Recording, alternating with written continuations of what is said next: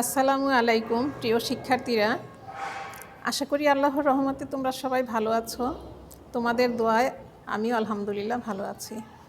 আজকে আমরা দশম শ্রেণীর রসায়ন বিষয়ের একাদশ অধ্যায়ের খনিজ সম্পদ জীবাশ্ম অধ্যায় থেকে পড়াশোনা করব। তোমরা এখানে একটা ছবি দেখতে পাচ্ছ। এখানে এই ছবিটাই হচ্ছে জীবাশ্ম। জীবাশ্ম হচ্ছে কোনো জীবের দেহের অবশেষ যে অংশটা সেটাই হচ্ছে জীবাশ্ম। এই জীবাশ্মগুলো মাটির নিচে চাপা পড়ে বিলিয়ন বিলিয়ন বৎসর এই ধরনের ফসিল বা জীবাশ্মের সৃষ্টি হয়। বিজ্ঞানীরা বিভিন্ন সময়ে বিভিন্নভাবে এগুলো আবিষ্কার করেছেন এবং এখানে এই অধ্যায়ে আমরা এই যে জীবের দেহ, প্রাণী দেহ, উদ্ভিদ দেহ, বিভিন্ন জিনিস মাটির নিচে চাপা পড়ে যে বিভিন্ন জিনিস তৈরি হয় সেগুলো আমরা খনিজ সম্পদ হিসেবে মাটির নিচে পেয়ে থাকি। তো এখানে জীবের দেহ অনেক বছর যাবৎ বিলিয়ন বিলিয়ন বছর যাবৎ মাটির নিচে চাপা পড়ে বিভিন্ন প্রাকৃতিক বিপর্যয়ের কারণে যে সমস্ত জিনিস তৈরি হয় তাদের মধ্যে মনে করো আছে পেট্রোলিয়াম, প্রাকৃতিক গ্যাস, কয়লা, এরকম বিভিন্ন জিনিস মাটির নিচে পাওয়া যায়। তো এই যে আমরা পেট্রোলিয়ামের কথা জানি বা শুনি যে গাড়ি চালাতে পেট্রোলিয়াম ব্যবহার করা হয়, এগুলো কিন্তু আসলে অবিশুদ্ধ অবস্থায় থাকে। এগুলোকে বিশুদ্ধ করতে হয় কারখানায় নিয়ে, শিল্প কারখানায় নিয়ে। এখন এই যে পেট্রোলিয়ামের মূল উপাদান কিন্তু কার্বন আর হাইড্রোজেন। পেট্রোলিয়াম হচ্ছে জৈব যৌগ, জীবের দেহ থেকে যে যৌগটা পাওয়া যাচ্ছে এজন্য এটাকে বলা হয় জৈব যৌগ। আর এটাই পেট্রোলিয়ামের মূল উপাদান হচ্ছে হাইড্রোজেন ও কার্বন, যাকে আমরা হাইড্রোকার্বন বলি। এখন আমরা সেই হাইড্রোকার্বন নিয়ে পড়াশোনা করব। আমাদের পাঠের বিষয় হচ্ছে হাইড্রোকার্বন। আগে আমরা জানি হাইড্রোকার্বন কাকে বলে। হাইড্রোকার্বন হলো শুধু কার্বন ও হাইড্রোজেনের সমন্বয়ে গঠিত যৌগ। যেমন ধরো মিথেন, আমরা মিথেনের সংকেত শিখেছি CH4, অর্থাৎ এখানে একটা কার্বন এবং 4টা হাইড্রোজেন পরমাণু, এটাকে বলা হচ্ছে মিথেন। এরপরে মিথেনের পরবর্তী যে যৌগটা আমরা হাইড্রোকার্বন শিখেছি সেটা হচ্ছে ইথেন।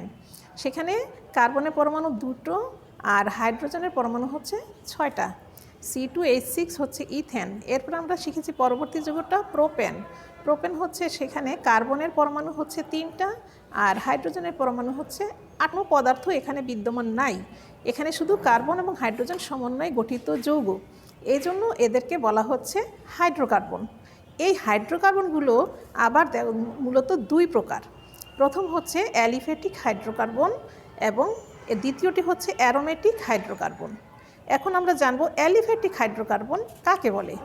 দেখো, অ্যালিফ্যাটিক হাইড্রোকার্বন, অ্যালিফ্যাটিক কথাটির অর্থই হলো চর্বিজাত। এই শ্রেণীর হাইড্রোকার্বন মূলত প্রাণীর চর্বি থেকে পাওয়া গিয়েছিল, তাই এই ধরনের হাইড্রোকার্বনের নাম অ্যালিফ্যাটিক হাইড্রোকার্বন দেওয়া হয়েছে। অ্যালিফ্যাটিক হাইড্রোকার্বন আবার 2 ধরনের। প্রথম হচ্ছে মুক্ত শিকল হাইড্রোকার্বন এবং দ্বিতীয়টি হচ্ছে বদ্ধ শিকল হাইড্রোকার্বন। এখন আমরা মুক্ত শিকল হাইড্রোকার্বন কারা সেটা জানব। মুক্ত শিকল হাইড্রোকার্বন হচ্ছে যে সকল হাইড্রোকার্বনের কার্বন শিকলের 2 প্রান্তের কার্বন 2টি মুক্ত অবস্থায় থাকে তাদেরকে মুক্ত শিকল হাইড্রোকার্বন বলে। যেমন এখানে তোমার উদাহরণ দেওয়া হলো ইথেন, প্রোপেন, আবার ইথিন। এখন মুক্ত শিকলটা কিভাবে বোঝানো হয় সেটা একটু তোমাদেরকে দেখাই। দেখো, শিকল মানেই হচ্ছে যে আমরা বুঝি যে একটা লম্বা কিছু, যেমন আমরা প্রকৃতিতে যে শিকলগুলো দেখি এটাকে আরেকটা শিকল ধরে, সেটাকে আবার আরেকটা শিকল ধরে, সেটাকে এভাবে এটা একটা শিকল আকৃতি ধারণ করে লম্বায়। এখানে এই ক্ষেত্রে মুক্ত শিকল হাইড্রোকার্বনের ক্ষেত্রে দেখো, কার্বন এখানে আমরা লিখেছিলাম, এখানে তোমরা দেখেছ ইথেনের বেলায় CH3, এখানে দেখো এই কার্বন আর আরেকটা কার্বন, এই 2 জন একে অপরকে শিকলের মতো দেখো একটা হাত দিয়ে ধরেছে। আমরা জানি কার্বনের যোজনী হচ্ছে 4, এখানে একটা হাত ব্যবহার হয়েছে, কার্বনের কিন্তু আরও 3টা হাত বাকি রয়ে গেছে। এখানে 3টা হাত দিয়ে 3টা যোজনীকে প্রকাশ করলাম। আবার এই কার্বনেরও আরও 3টা হাত বাকি আছে, এখানে দেখো এই 3টা হাত দিয়ে 3টা যোজনীকে প্রকাশ করলাম। এই খালি হাতগুলোকে হাইড্রোজেন দিয়ে আমরা পূরণ করব। হাইড্রোজেনের যোজনী আবার 1, হাইড্রোজেনের জন্য 1 হাত, আর কার্বনের দেখো চারদিকে 4টা হাত। এখান থেকে বোঝানো যাচ্ছে যে কার্বনের যোজনী 4 আর হাইড্রোজেনের যোজনী 1। এখানে দেখো এই কার্বনটা শিকল আকৃতি ধারণ করেছে। আলটিমেটলি কি হলো, এখানে আমরা পাচ্ছি CH3 একটা কার্বন আর 3টা হাইড্রোজেন, এই মাঝখানের এই শিকল বা এই বন্ধনটা থাকবে। এর পরবর্তীতে লিখব CH3। তাহলে এখন দেখো এই ইথেনের এটা ছিল গাঠনিক সংকেত আর এটা হচ্ছে তার সংকেত। আবার এটাকে আরও সংক্ষেপে লিখলে হয় C2H6, যেটা আমরা প্রথমেই শিখেছিলাম ইথেনের সংকেত C2H6। তাহলে ইথেন সম্পর্কে তোমরা আশা করি বুঝতে পেরেছো। ঠিক একইভাবে প্রোপেনের বেলায় আসো। আমরা যদি প্রোপেনের বেলা দেখি, প্রোপেনের আমরা সংকেত শিখেছিলাম C3 আর H8। এখন এটাকে আমরা লিখি CH3 CH2 CH3।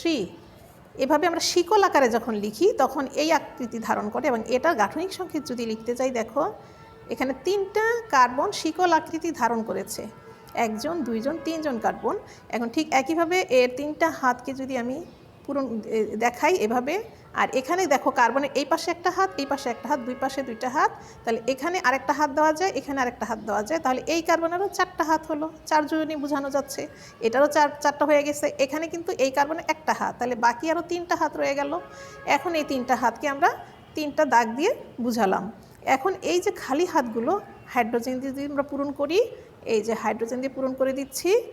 হাইড্রোজেনগুলো পূরণ করার কারণে দেখো কি হয়, এখানে কার্বন একটা, এই দেখো কার্বন একটা, হাইড্রোজেন 3টা, এই দেখো 3টা হাইড্রোজেন, এখানে কার্বন একটা, এখানেও একটা, এই 2টা হাইড্রোজেনকে এখানে লিখলাম, এখানে কার্বন এই একটা, আর 3টা হাইড্রোজেন। বুঝতে পারলে? তাহলে এই যে এখানে আমরা প্রোপেনকে লিখলাম, এই যে প্রোপেনের গাঠনিক সংকেত এবং প্রোপেন, এবং আলটিমেটলি যে সংকেতটা ছিল সেটা হলো আমার এই যে এটা C3H8। এটা হচ্ছে আমাদের প্রোপেনের মূল সংকেত। তাহলে তোমরা বুঝতে পারতেছো যে এখানে আমরা মুক্ত শিকল হাইড্রোকার্বন কীরকম হলো সেটা আমরা বুঝতে পারলাম। এখন আমাদের এরপরে ছিল মুক্ত শিকলের পরে আমাদের ছিল অ্যালিফেটিক প্রোপেন। ইথেন এবং প্রোপেন গেল আমাদের। তারপর হচ্ছে মুক্ত শিকল হাইড্রোকার্বন আবার ভাগ করা হয়েছে। মুক্ত শিকল হাইড্রোকার্বনকে আবার 2 ভাগে ভাগ করা হয়েছে। একটা হলো সম্পৃক্ত মুক্ত শিকল হাইড্রোকার্বন, আর একটা হচ্ছে অসম্পৃক্ত মুক্ত শিকল হাইড্রোকার্বন। সম্পৃক্ত মুক্ত শিকল হাইড্রোকার্বন কারা সেটা সম্পর্কে জানবো। দেখো, যে মুক্ত শিকল হাইড্রোকার্বনে এক বা একাধিক কার্বন কার্বন দ্বিবন্ধন বা ত্রিবন্ধন থাকে তাদেরকে সম্পৃক্ত মুক্ত শিকল হাইড্রোকার্বন বলে। যেমন ইথেনের বেলায় দেখো, এখানে ইথেনের সংকেত আমরা আগেই শিখেছি, লিখলাম। প্রোপেনের সংকেত আমরা আগে শিখেছি, এখানে লিখলাম। তো এখানে দেখো বন্ধন, আমাদের এক এক বন্ধন এখানে আছে। এবার আমরা দেখব অসম্পৃক্ত হাইড্রোকার্বন কারা। যে মুক্ত শিকল হাইড্রোকার্বনে এক বা একাধিক কার্বন কার্বন দ্বিবন্ধন বা কার্বন কার্বন ত্রিবন্ধন থাকে তাকে অসম্পৃক্ত মুক্ত শিকল হাইড্রোকার্বন বলে। যেমন ইথেনের বেলায় ধরো এই CH2 দ্বিবন্ধন CH2, ইথেনের বেলায় CH ত্রিবন্ধন CH। এই জিনিসটা যদি আমরা শিকল আকারে আমরা দেখতে চাই, যেমন CH2 দ্বিবন্ধন CH2, এখানে দেখো কার্বনের সাথে এখানে দ্বিবন্ধন কাজ করতেছে, এখানে একটা কার্বন, এখানে 2টা যোজনী বুঝালো, আরও 2টা যোজনী আমাদের খালি আছে। এখানে দেখো, এখন দেখো কার্বন এখানে 2টা হাত, এখানে 2টা হাত হলো 4টা, তার মানে 4 যোজনী। এখানে কার্বনের 2টা হাত আর এখানে 2টা, এই 2টাকে নিয়ে হলো 4টা হাত। তাহলে খালি হাতগুলো যদি হাইড্রোজেন দিয়ে পূরণ করে দেই তাহলে কি দাঁড়াচ্ছে, CH2 দ্বিবন্ধন CH2, অর্থাৎ এটা আমার হলো কি ইথিন, এটা নাম হচ্ছে ইথিন। আর যখন ত্রিবন্ধন কাজ করবে CH ত্রিবন্ধন CH, এটা নাম হবে ইথাইন। ইথেনের পরে দ্বিবন্ধন হলে ইথিন, ইথিনের পরে ত্রিবন্ধন থাকলে হচ্ছে ইথাইন। এটার ক্ষেত্রে গাঠনিক সংকেত হচ্ছে কার্বনের সাথে 3টা বন্ধন কাজ করার পর এখানে একটা হাত খালি থাকে, এখানে একটা হাত খালি থাকে। এই হাতকে হাইড্রোজেন দিয়ে পূরণ করব, এই হাতকে হাইড্রোজেন দিয়ে পূরণ করব। তাহলে এটা আলটিমেটলি এখানে চলে আসতেছে, অর্থাৎ একটা কার্বন একটা হাইড্রোজেন, ত্রিবন্ধন একটা কার্বন একটা হাইড্রোজেন। তোমরা আশা করি এই জিনিসটা বুঝতে পেরেছ। এখন আমরা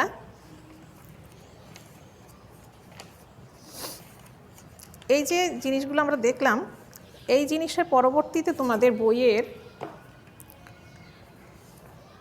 বইয়ের 270 পৃষ্ঠায় দেখো সম্পৃক্ত হাইড্রোকার্বন বা অ্যালকেন বলে একটা কথা বলা আছে, এই সম্পর্কেও আমরা এখান থেকে ধারণা নিতে পারি। যে সকল কার্বন শিকলে কার্বন কার্বন এক বন্ধন বিদ্যমান তাদেরকে অ্যালকেন বলে। এক বন্ধন বিদ্যমান যেমন এখানে দেখো লাল বৃত্তে কার্বন এবং সাদা বৃত্তগুলোতে হাইড্রোজেন। কার্বনের যোজনী 4 বিধায় এখানে 4 দিকে 4টা হাত, আর হাইড্রোজেনের যোজনী 1 বিধায় একটা হাত দিয়ে হাইড্রোজেনকে এখানে প্রকাশ করা হয়েছে। এই জিনিসটাকে বলা হয় মিথেন। পাশেই দেখো ইথেনের গাঠনিক সংকেত দেওয়া আছে। ইথেনের বেলায় 2টা কার্বন, লাল বৃত্তের ভিতরে 2টা কার্বন, মাঝখানে 2টা হাত, আর এই কার্বনে 3টা হাতে 3টা হাইড্রোজেন, 3টা হাতে 3টা হাইড্রোজেন। তো এখানে হচ্ছে ইথেনের অণু, এখানে এরা হচ্ছে, এদেরকে আবার অ্যালকেন বলা হচ্ছে। মুক্ত শিকল হাইড্রোকার্বনদেরকে এদেরকে অ্যালকেন বলা হচ্ছে। আর এই অ্যালকেন ভাঙা অনেক কঠিন, কারণ এই যে এখানে দেখো লিখছে অ্যালকেনের বন্ধন ভাঙা অনেক কঠিন, তাই অ্যালকেনকে রাসায়নিকভাবে অনেকটা নিষ্ক্রিয়। এজন্য অ্যালকেনকে প্যারাফিন বলে। প্যারাফিন অর্থ আসক্তিহীন। এদের যে কার্বন, এখানে কার্বনের সংখ্যা 1টা মিথেনের মধ্যে, ইথেনের মধ্যে কার্বনের সংখ্যা 2টা, প্রোপেনের মধ্যে কার্বনের সংখ্যা 3টা, প্রোপেনের পরে হচ্ছে তোমার বিউটেন, বিউটেনে কার্বনের সংখ্যা 4টা। এই জিনিসটা তোমার বইয়ের পরবর্তী পৃষ্ঠায় দেখো তোমরা, এই যে পরবর্তী পৃষ্ঠা দেখেন একটা ছক দেওয়া আছে তোমাদেরকে। এই ছকের মধ্যে মিথেনের সংকেত দেওয়া আছে, ইথেনের সংকেত দেওয়া আছে। দেখো এখানে কার্বন 2টা, প্রোপেনে কার্বন 3টা, বিউটেনে কার্বন 4টা, প্যান্টেনে হচ্ছে 5টা, হেক্সেনে 6টা, হ্যাপটেনে 7টা, অক্টেনে 8টা, ননেনে 9টা, ড্যাকেনে 10টা। তো এই যে চার্ট, এইভাবে ধীরে ধীরে অ্যালকেনের নাম ধীরে ধীরে শিকলের আকৃতিতে বাড়তে থাকে এবং নামও চেঞ্জ হতে থাকে। তো তোমরা এখান থেকে অ্যালকেনের নামগুলো শিখতে পারলে, অ্যালকেন সম্পর্কে ধারণা পেলে।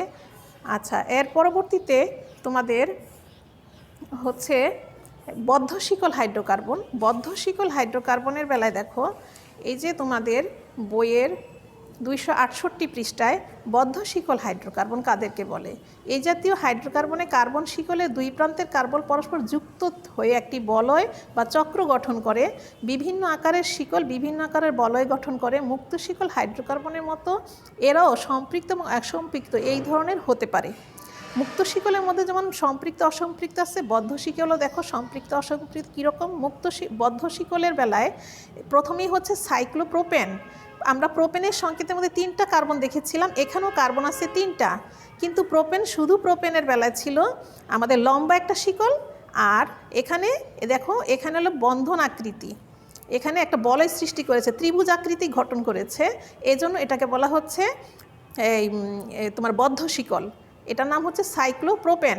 এই ক্ষেত্রে যদি আমরা গাঠনিক সংকেতটা একটু দেখতে চাই, একটু দেখো,